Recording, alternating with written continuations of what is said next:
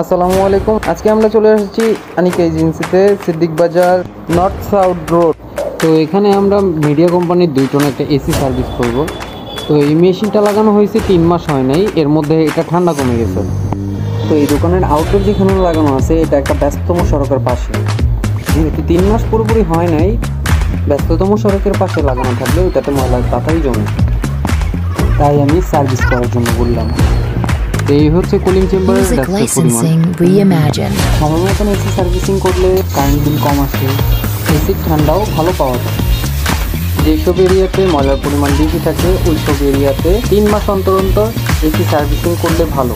এতে এসির হেলথও ভালো থাকে, কারেন্ট বিল কম আসে এবং কম্প্রেসারের হেলথও ভালো থাকে।